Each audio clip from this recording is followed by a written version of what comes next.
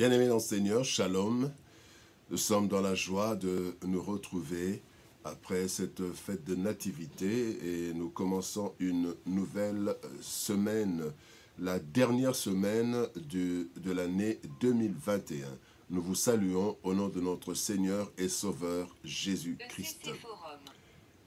Nous allons lire un texte, juste un verset, dans Luc chapitre 2, verset 14. Nous lirons dans la version Louis II et la version Bible du Semeur. Voici ce que déclarent les Écritures.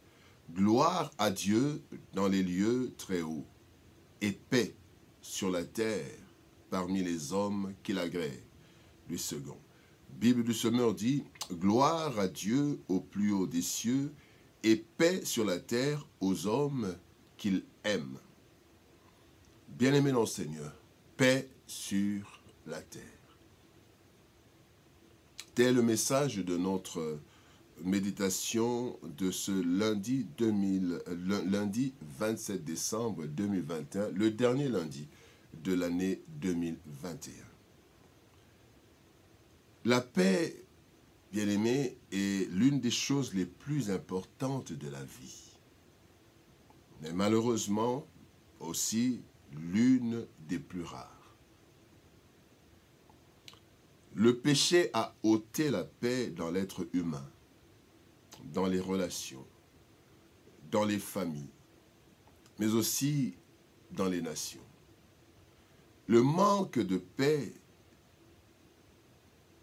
de cœur entraîne le trouble dans plusieurs sphères de la vie.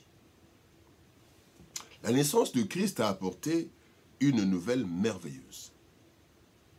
La paix est disponible, même sur cette terre troublée par plusieurs maux.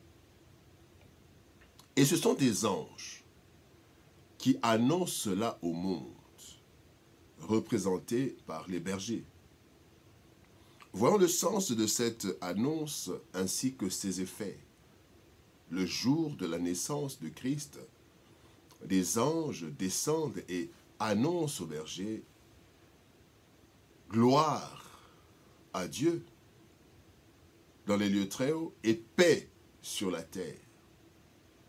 Ce n'est pas un souhait, c'était une annonce, une information, une déclaration. Eh bien, la première chose, c'est que la paix naît de l'espérance. Vous savez, quand quelqu'un a de l'espérance, cette personne, il y a une paix qui naît en lui. La Bible dit dans Matthieu chapitre 1er, verset 21, « Elle enfantera un fils et tu lui donneras le nom de Jésus, c'est lui qui sauvera son peuple de ses péchés. » Bien-aimé, la base de la paix qui se trouve dans notre cœur ou dans l'âme, c'est la naissance de Christ. Un cœur troublé, bien-aimé, ne peut jouir d'aucune autre forme de paix. Quand vous êtes troublé vous-même, vous n'avez pas de paix en vous, vous n'avez pas de paix dans la relation, il n'y a pas de paix parce que vous n'avez pas de paix. La venue de Christ nous donne l'espérance du salut, annoncée depuis l'Éden. Souvenez-vous que dans Genèse chapitre 3, Dieu annonce déjà que la postérité de la femme écrasera. Et quand Christ vient, c'est déjà cette espérance. Et la paix née de l'espérance, c'est que Dieu est fidèle. Dans la naissance de Christ, nous voyons que Dieu est fidèle dans ses promesses, quelle que soit la durée. Et là, il y a de l'espérance, il y a la paix. Dieu opère de grandes choses dans le secret et la discrétion. Troisième chose, Dieu a décidé de prendre les choses en main personnellement. Et là, une expression dit « l'espoir fait vivre ». Et la Bible dit, dans Romains chapitre 5, verset 5, « l'espérance ne trompe point ». Un cœur qui espère connaît la paix, et cette espérance produira des fruits. Et donc, la naissance de Jésus-Christ nous donne de l'espérance. Dieu est fidèle.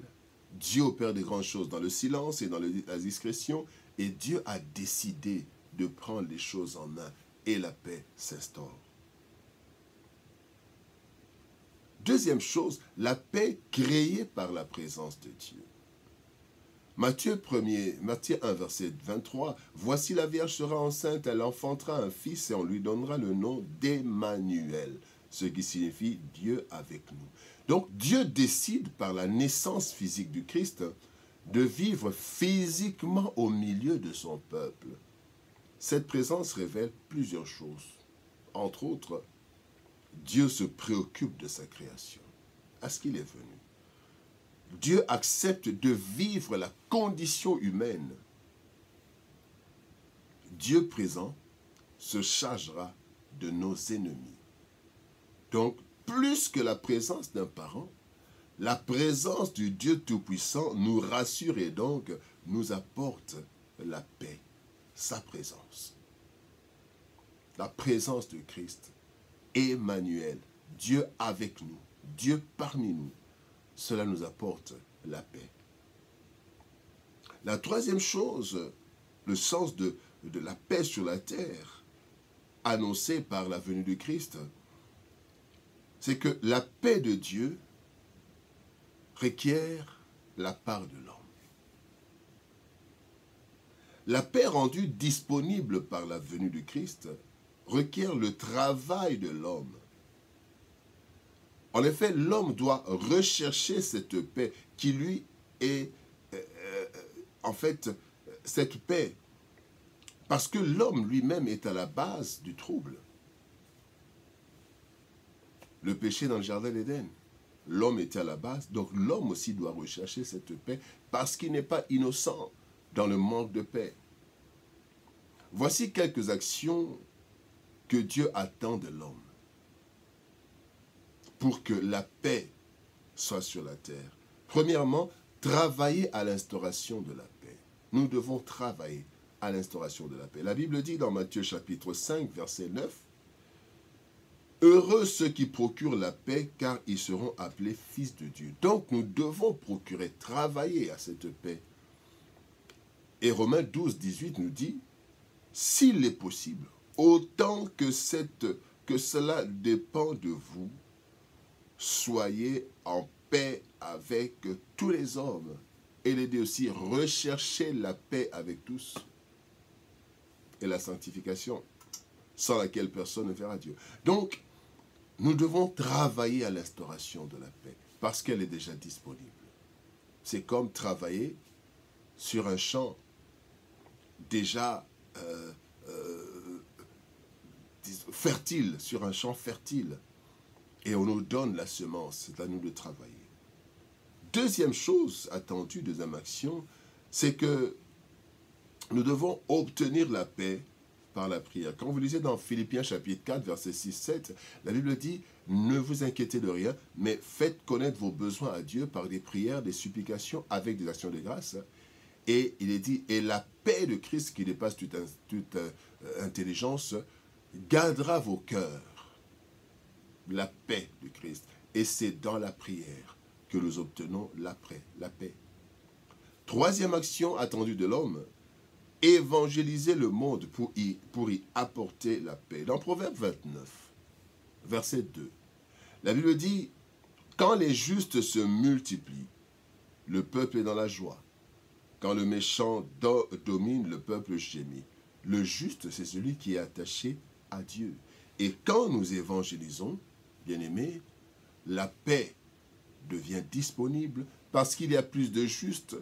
Eh bien, cela fera, bien-aimés, par l'évangélisation, il y aura des justes qui seront en paix avec Dieu, en paix avec eux, et la paix va s'installer dans le monde. La paix est disponible, alors il faut la rechercher, la conserver et la répandre sur toute la terre. Oui, elle est rare. Les nouvelles venant de partout nous informent des situations troublantes dans les différentes sphères de la société. Mais la venue du Christ nous apporte la paix. Que la paix soit avec vous. Que Dieu nous bénisse. Shalom, au revoir et à demain.